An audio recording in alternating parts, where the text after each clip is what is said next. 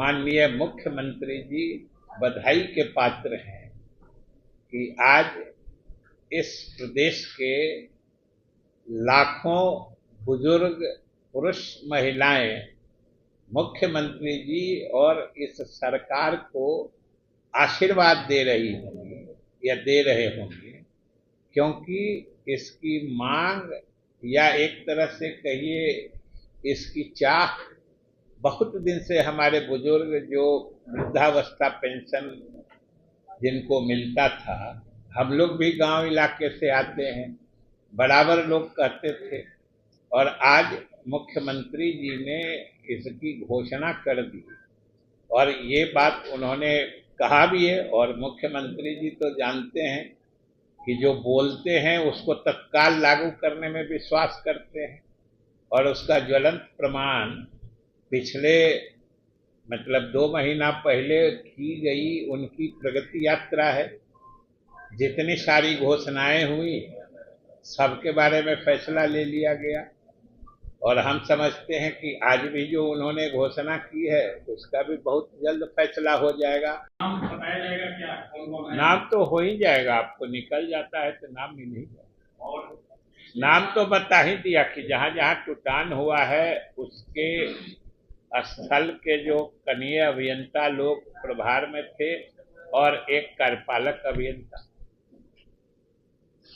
पिछले साल स्कूल गिर गए थे सारण सिवान में। पिछले साल सारण सिवान में एक स्कूल गिरे थे और सरकार ने कहा था कि फर्दर एक्शन लिया जाएगा और वसूली होगी ठेकेदारों से। तो हाँ, वो कार्रवाई चल रही है। उसमें क्या प्रगति है? उसमें कार्रवाई चल रही है, क्योंकि वसूली के लिए अकाउंटेबिलिटी फिक्स की जाती है ना, कितना वसूली करना है, वो सब कार्रवाई चल रही है। क्या सरकार मानती है कि निलंबन ही कार्रवाई है? सरकार आप भी समझते हैं कि निलंबन ही कार्रवाई है, किसने कहा है? निलंबन ही कार्रवाई की तो बात होती नहीं है, बल्कि कार्रवाई तो अब होती है जब उसका इंक्वायरी होगा, वो कंडक्टिंग ऑफिसर उनके सारे कंडक्ट की जांच करके उनके बारे में देंगे। निलंबन क्या, उनका प्रमोशन रुकता है, वेतन रुकता है, वो कभी प्रमोट नहीं हो पाते हैं, उससे आगे की भी कार्रवाई होती है।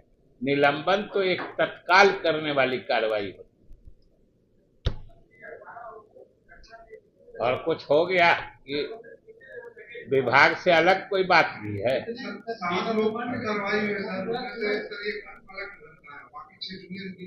बाकी 6 जूनियर इंजीनियर, और हमने कहा न कि चूंकि ये हम लोगों के संज्ञान में है, क्योंकि वहाँ बहुत बड़े एरिया में असिस्टेंट इंजीनियर की कमी थी, क्योंकि अभी रिक्रूटमेंट चल रहा है, उसमें आएगा।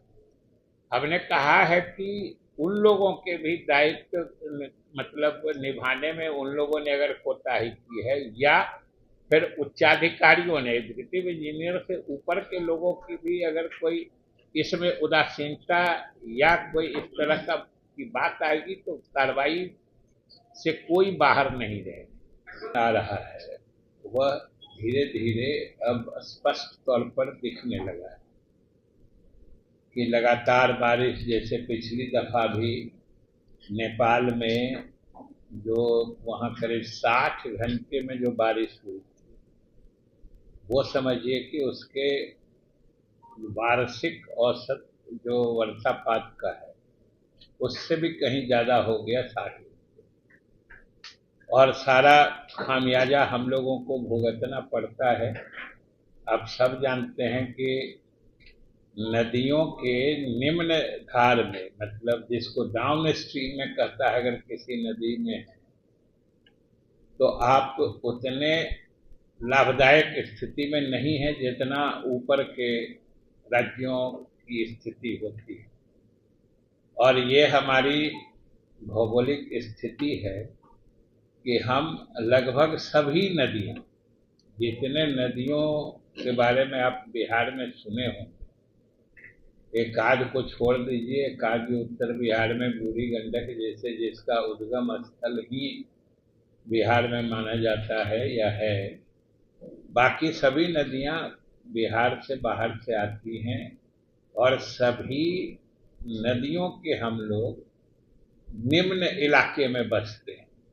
मतलब ऊपर में बारिश होती है तो पानी हमारे ही यहाँ आएगा और अंत में जो मास्टर ड्रेन कहते हैं वो गंगा नदी है। सारी नदियां अंत में गंगा में मिलती हैं और सारा पानी, चाहे वो नेपाल में बारिश हो, चाहे झारखंड में हो, या उत्तर प्रदेश या मध्य प्रदेश के तो कुछ इलाकों में बारिश हो, तो वो सब पानी अलग अलग नदियों से होके गंगा से मिलके बंगाल की खाड़ी होते हुए हिंद महासागर पहुंच जाती है।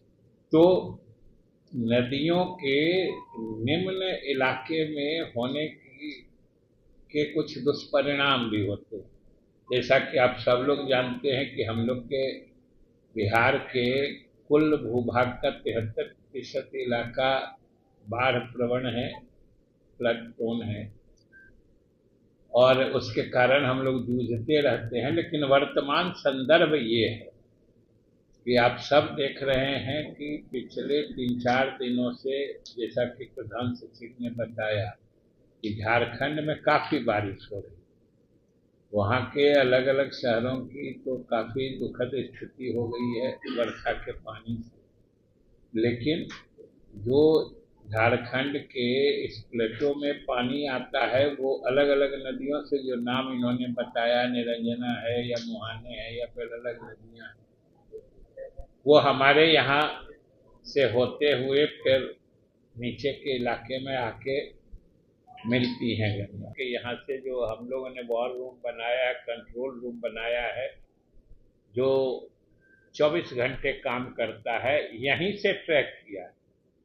इसलिए उन लोगों की इस उदासीनता पर हम लोगों ने सख्त कार्रवाई की है और आगे भी हम इसी तरीके से कार्रवाई करेंगे अगर हमारे अभियंता या हमारे अधिकारी काम ढंग से नहीं करेंगे। और इस संबंध में हम लोगों ने, सबसे दुखद पक्ष ये है कि अभी हम लोगों ने पिछले मई के अंत में सारे लोगों को ये स्पष्ट निर्देश दिया था कि सब लोग अपने अपने क्षेत्र में पड़ने वाले तटबंधों पर मुस्तैद रहें और सब लोग तटबंध पर की निगरानी करें। क्योंकि अगर अधिकारी निगरानी करते रहते हैं तो क्षति कम से कम होती है, न्यूनतम होती है।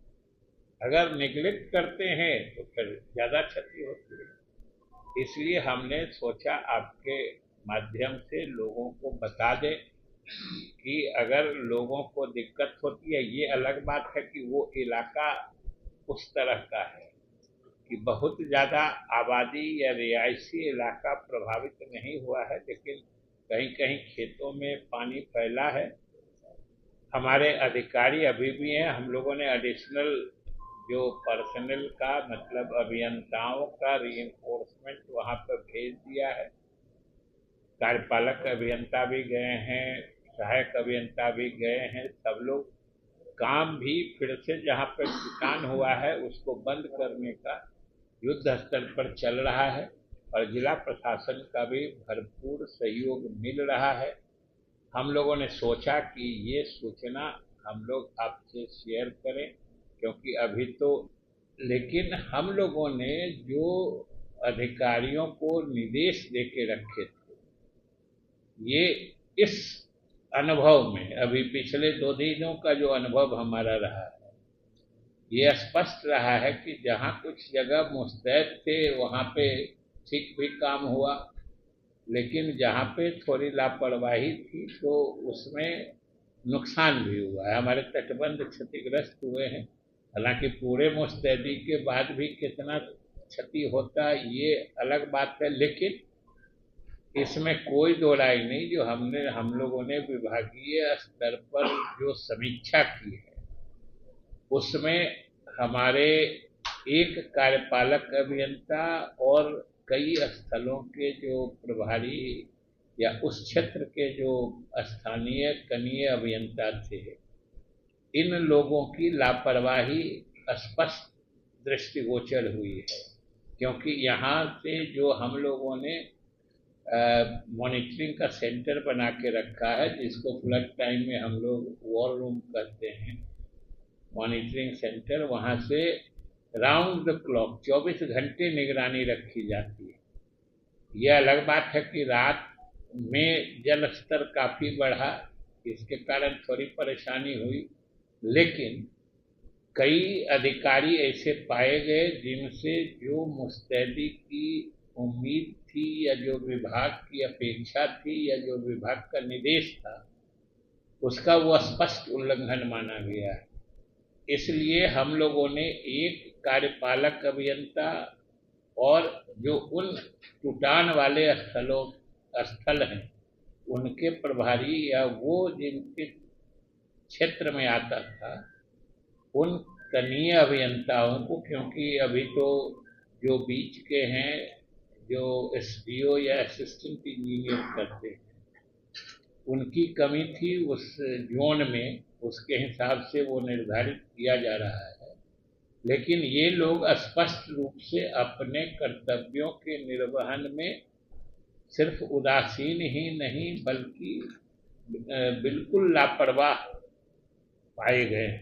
इसलिए हम लोगों ने, विभाग ने उन लोगों को निलंबित करने का फैसला किया है और बाकी भी जो इस अधिकारी में कार्यपालक अभियंता से ऊपर के अधिकारी हैं, उनके भी भूमिका की, उनकी क्या दायित्व थे, क्या उन्होंने अपने दायित्व निभाए कि नहीं, इसकी भी विभाग समीक्षा कर रहा है। लेकिन तत्काल प्रभाव से हम लोगों ने उन लोगों को निलंबित करने का फैसला किया है, क्योंकि बाकी सब चीज़ हम लोग बर्दाश्त कर सकते हैं, लेकिन सरकार की यह नीति है और विभाग इस माने में सख्त है कि आप अगर कोशिश करिए, आपने प्रयास किया, अगर सफल नहीं हुआ, कोई प्राकृतिक आपदा है, इतना पानी आ जाता है, जैसे पिछली बार बाढ़ के समय में बीरपुर कोसी में ही इतना पानी आया कि बराज के ऊपर से बह गया, हमारे अभियंता चाह के भी नहीं कुछ कर सकते थे। जो कोसी में पानी आया, दरभंगा में 8 किलोमीटर पे कोसी एम्बैंकमेंट के ऊपर से ओवरटॉप करके बह गया। हम लोग सब मानते हैं कि उसमें विभाग के अभियंता कुछ नहीं कर सकते थे, लेकिन वहाँ भी, जहाँ की बात हम कह रहे हैं कि वहाँ भी सारे अभियंता, जिला प्रशासन, वहाँ के कलेक्टर भी। गोल जहाँ 27 वर्षों के सफर में 17,000 से भी अधिक छात्रों ने डॉक्टर एवं इंजीनियर बनकर भरे सफलता की ऊंची उड़ान, जहां साधारण छात्र भी असाधारण सफलता प्राप्त कर बना रहे इतिहास। दूरदर्शी शिक्षाविद श्री विपिन सिंह के मार्गदर्शन में मेडिकल एवं इंजीनियरिंग के लाखों छात्रों के लिए आशा की किरण के रूप में गोल्ड रिजल्ट फैक्ट्री